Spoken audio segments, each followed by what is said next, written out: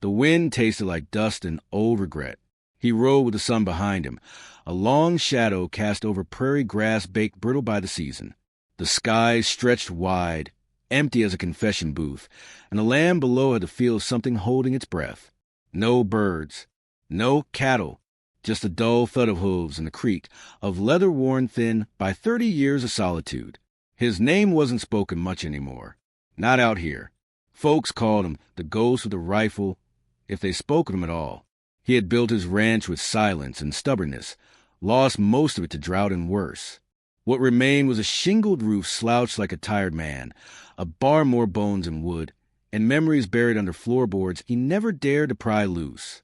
He dismounted near the well, tying the reins with the lazy precision of someone who didn't expect company. The wind shifted, carried something faint, humming. His hand paused on the saddle horn. The tune wasn't cheerful, not meant for ears. It was the kind of sound someone makes when they think the world's done listening. She stepped out from behind the barn, and he knew she'd been watching him a while. The girl. No, not a girl. A woman young enough to still believe in maybe. Wore a gray cloak caked with dust, boots split at the heel and eyes like wet stone. Her mouth was cracked from travel. She didn't ask for shelter, just pointed to the well with a tilt of her chin and waited. He nodded once. She pumped a handle with practiced rhythm, water groaning up from deep below. He watched how she held her body, loose but ready, like someone who'd had to fight with things not meant to be fought. The canteen filled. She drank in silence, wiped her mouth with her sleeve, then looked at him. Not to thank, not to plead, but to assess. He wondered how many doors had slammed in her face to make her eyes stay that cold. "Name?" he asked. "Isadora." Nothing more. He jerked his chin toward the barn. "You can sleep there." "Horse." She let it out from behind the dry mesquite. Mare was limping. Wound near the flank, deep but clean. Isadora whispered something soft in its ear. The horse calmed. He didn't catch the words, but recognized the cadence. Part lullaby, part prayer.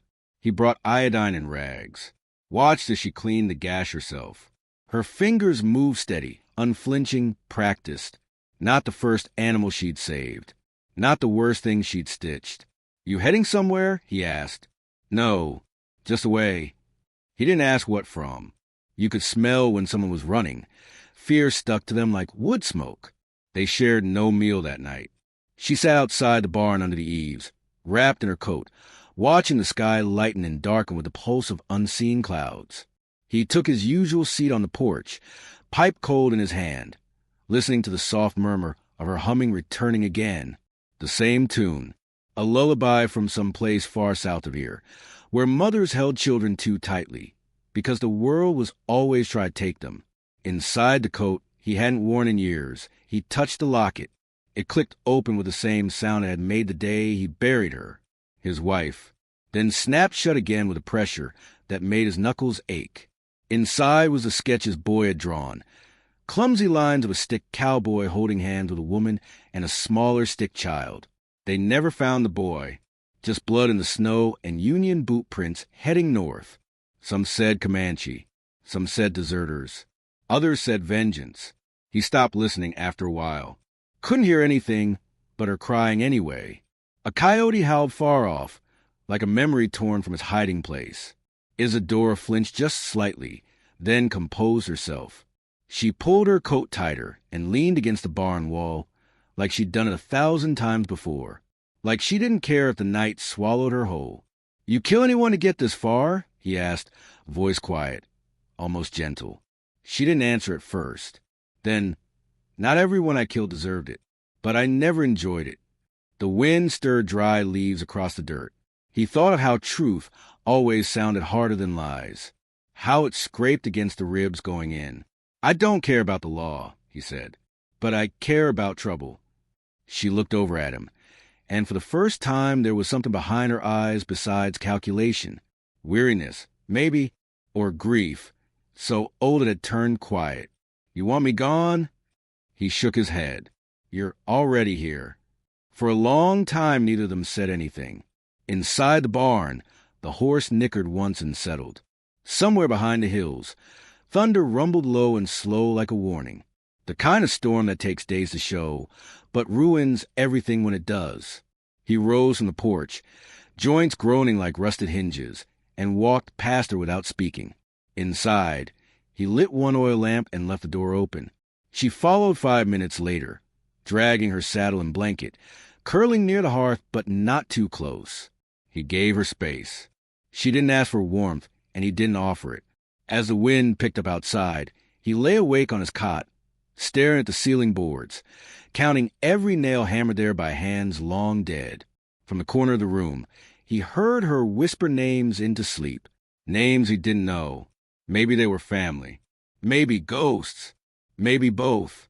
He didn't pray, but for the first time in many years, he closed his eyes not to forget, but to remember. And in the dark, a woman with haunted eyes lay beneath his roof, a wound in her past just as deep as the one she wore in her silence. The land would test them both. But not tonight. The morning broke hard and pale, the kind of light that made even Mercy look cold. He found her by the porch, hammering a nail into the loose hinge of the front door. She hadn't asked, and he hadn't offered. But there she was, coat shrugged off, sleeves rolled up, hair tied with leather string that looked stolen from a dead man's saddlebag. She worked like someone used to doing it alone. Not fast, not sloppy, just quiet. He stepped onto the porch, coffee steaming in a tin mug, and watched her. She didn't flinch, just glanced at him with a flick of those storm-gray eyes, nodded once, and kept hammering. "You fix everything that breaks?" he asked. She didn't stop working. "Everything that's worth fixing." He didn't answer, just sipped the bitter brew and let the silence spool between them like wire drawn taut. Later, he saddled up. The canyon needed checking. Cattle wandered sometimes.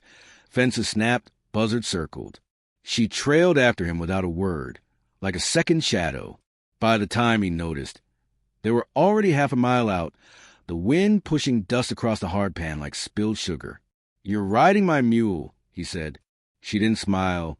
"Figured it'd complain less than you." He grunted, but he didn't make her turn back.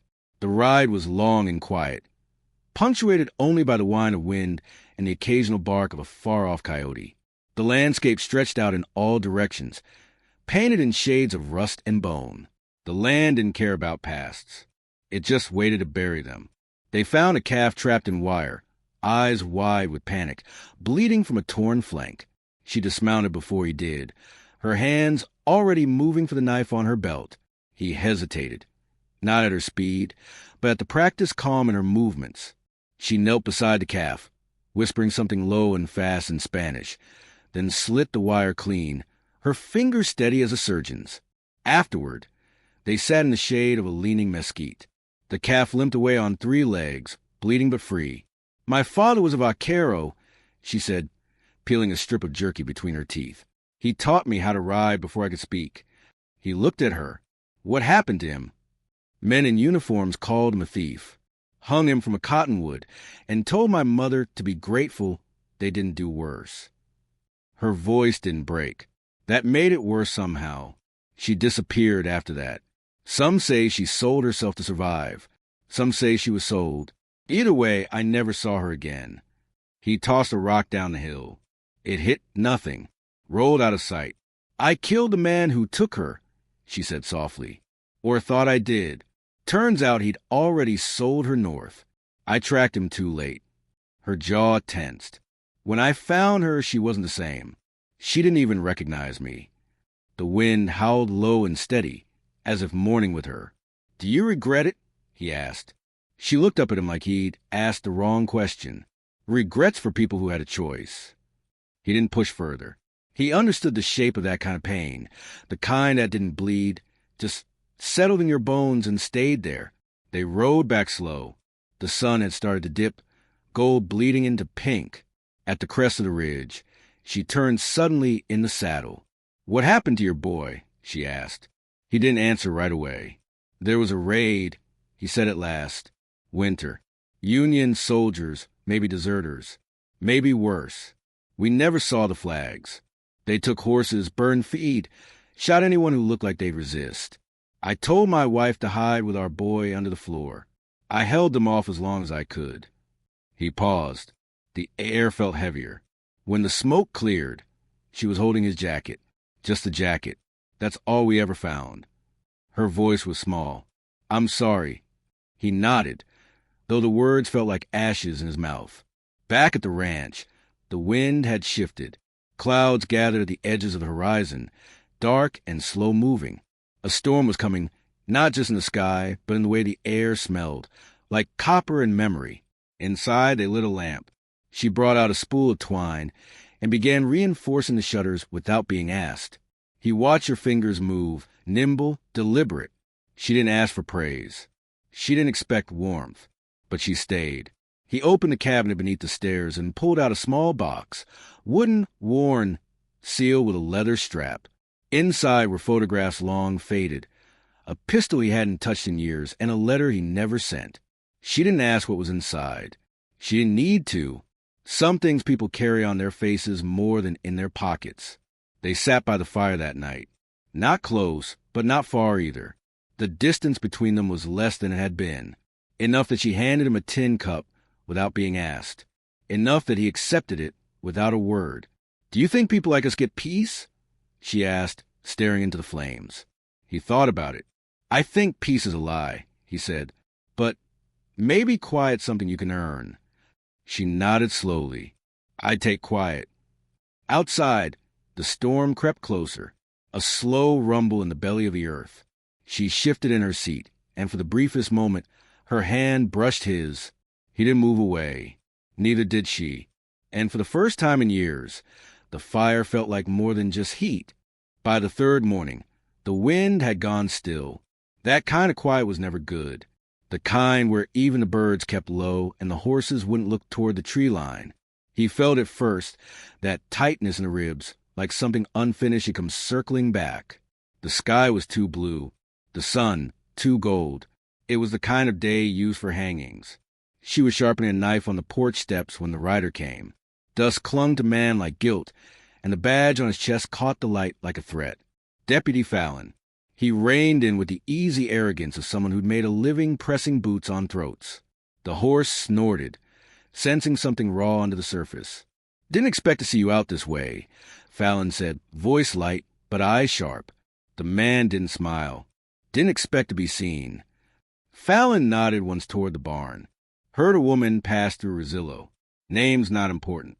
What matters is the preacher in town's lying the ground with his tongue cut out and a throat like split timber. She didn't look up, but her hand paused just a second too long on the whetstone. Fallon noticed. She's not trouble, the man said evenly. Fallon raised a brow. Ain't about trouble. It's about justice. Or what's left of it. You riding alone? Fallon's mouth curved into something too close to cruel. I never ride alone. And sure enough, two more appeared from the juniper ridge, rifles slung, eyes hungry. Not lawmen, guns for hire, the kind that smiled too wide and shot too quick. They watched the house like wolves watch a sleeping calf. Fallon leaned in his saddle. I know you, friend. You don't take in strays unless they serve a purpose. So I'm guessing this one matters. The man didn't blink. You can turn that horse around. Fallon chuckled. You gonna make that official? Silence. Then Fallon's tone shifted, just a notch sharper. I ain't here to cause blood. Yet. But if she's in there, you give her up, we walk away clean. The man's voice was low. She's not yours to take. Fallon studied him, then spat into the dirt and pulled his horse around. You got one night. Come dawn, we take her. And if you're between us and her, we don't step around. They rode off slow, like they had all the time in the world. He didn't move until the dust was gone. Inside the house, she stood with her back to the door, the knife now in her belt, her breathing shallow. You knew they were coming, he said. I hope they weren't. He let the fire burn low before speaking again. Did you kill the preacher? She turned, eyes not angry but hollow. Yes. He stared at her. He took girls from the border. Promised them food, work, baptism. I believed him. So did two others. Only one of us walked out. You slit his throat? I waited until he was drunk. Then I made sure he couldn't touch anyone else. He didn't flinch. "I'm not sorry," she said. "I know," he said. "That's the part that scares me." Outside, a horse neighed restlessly. A vulture circled the barn. He moved to the floorboards and pried them up one by one, careful not to let the nails scream. From beneath the dust and rot, he pulled a rifle wrapped in oilcloth, worn from years of waiting. A Sharps .50, the kind that never missed when the man behind it had something left to lose. She watched him. "I'm not running again," she said. "You should." "I'm tired." "So am I." He handed her a Colt. It felt too heavy in her hands. She tried to smile. "You still think I'm worth protecting?" He looked at her with something close to pain. "I don't know if worth has anything to do with it. That night, she saddled her mare in the barn. Quietly, precisely. He heard her. She didn't make it to the gate. He stood there, rifle across his shoulder. "You leave now," he said. "They'll hunt you down before you reach the creek. I'm not staying just to get you killed. I'm not dying for you." She hesitated. "I'm dying with you," he said softly, "if it comes to that." She stepped back from the gate, the weight of it too much. They spent the night in silence, oil lamps low, rifles leaning against the walls. The fire snapped now and then like a warning. Neither slept. The night stretched long and cold, full of things unsaid. Just before dawn, a shot cracked in the hills. Then another. The horses bucked in their stalls. The wind carried the smell of cordite and anticipation. He stood and loaded the Sharps one bullet at a time. His hands did not shake. She rose beside him, tying her hair back like a warrior. Fallon had returned. And this time, he wasn't alone. The sun rose like a blade, slicing light across the worn hills, catching the rust on old tools and the dry blood beneath the cottonwood tree. He stood beside the barn, windless air pressing heavy against his chest, the Sharps rifle cold in his hands. Each breath came slow, measured, as if he were bracing for a verdict that had been waiting years to be spoken. She was inside, seated near the hearth where the fire had long since gone out. Her fingers rested around the grip of her revolver, but she wasn't holding it like a weapon anymore. She was holding it like a memory, one too bitter to throw away, too heavy to keep carrying. He watched her through the open door, and she felt it even before she turned. Their eyes met, and nothing needed saying. She rose, brushing soot from her skirt, walking toward him with that same quiet purpose she'd carried since the first day she arrived, when she had nothing but a wound on her horse and shadows in her name. "They're late," she said, voice low. "Or they're early somewhere else," he answered. She looked toward the ridge where Fallon would come, where the earth rose in slow curves and every rock could hide a gun. He saw her jaw tighten, saw her pull her coat tighter across her ribs. "You can still leave?" "No," she said. "You gave me something I didn't ask for. I won't run from it now." He nodded once, as if that settled something inside him. The rifle stayed in his hands, steady, the air, too, held steady, like the world itself waited to see what kind of story this was going to be. They stood like that for a long time, two figures beneath the sky, too wide for mercy. When the riders came, they didn't gallop. They descended slow, as if the dust itself had formed them, their faces half hidden, guns resting like sleeping wolves across their saddles. Fallon rode at the front, shoulders square, eyes hollowed by years of choosing the wrong side and calling it justice. Behind him rode two others, hired hands with twitchy movements and teeth stained from chewing tobacco and bad conscience. Fallon pulled up 10 paces from the porch. "You had your night," he said. "I remember." The man answered. Fallon's gaze flicked to her. "She's marked, and you know it. No paper or priest can change what's in her trail." She changed it. Fallon scoffed, eyes narrow. "You're going to throw your life away over a woman who carved a man open like livestock." He didn't flinch. "I'm going to live it that way." For a beat, there was silence. Even the horses stood still. Then Fallon signaled. The first shot came fast, from one of the riders on the flank. She dove low, rolling behind the trough, firing back twice without pause. The man screamed, rifle dropping from his hands as he fell backward off the saddle. Another shot rang out, this one from Fallon, aimed square at her, but the old man moved first. Stepping between them, the Sharps raised. The rifle cracked, and Fallon jerked sideways, blood blooming across his side. Not fatal, but enough to stagger him. The last rider took off, horse bolting into the brush, not brave enough to die for borrowed vengeance. Fallon dropped to one knee, gun still in hand. He raised it toward the woman, lips curled. She didn't hesitate. One shot, clean, right through the shoulder. The revolver spun from Fallon's fingers and landed in the dirt. She walked toward him slowly, smoke rising from the barrel, breath measured. He tried to speak, to summon the last of his poison. She crouched beside him, not cruel, not kind, just tired. "You killed my father with a lie," she said, then called it law. He looked at her, something breaking behind his eyes. Maybe regret, maybe only the pain. She stood, turning from him as he slumped beside the cottonwood, blood darkening the roots. By noon, it was over. 3 bodies buried beneath the wide mesquite. 3 shadows gone from the hills. The man leaned against the porch post, blood soaking the side of his shirt from a graze. Skin pale but breath steady. She stitched him up with whiskey and silence. He didn't flinch when the needle bit. He just watched her, the way her brows pulled together in concentration, the way her hands didn't shake anymore. "You could have run," he said. "I did," she answered, "for most of my life. And now—" She tied off the thread, wiped the blood away. "Now I've got a place to come back to." He nodded once, wincing as he leaned back. The porch creaked under his weight.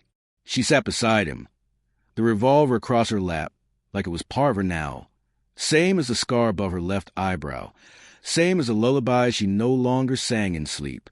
The land was quiet, but not empty. Birds returned to the fence posts. The wind picked up again, stirring dust into soft spirals. It no longer felt like something warning them. It felt like something moving on. Days passed, then weeks. The ranch mended slowly, piece by piece. She took to the fields, her hands in soil, her face to the sun. He carved a wooden figure in the evenings, something small, clumsy, almost like a child. He never said who it was for. One morning, she placed a revolver inside a lockbox and buried it near the well. He didn't ask why. Instead, he took her hand in his, and they stood under the cottonwood where ghosts once hung, watching the sun rise again without fear. The past hadn't vanished. It never would, but it had stopped chasing them. And that, they both knew, was enough.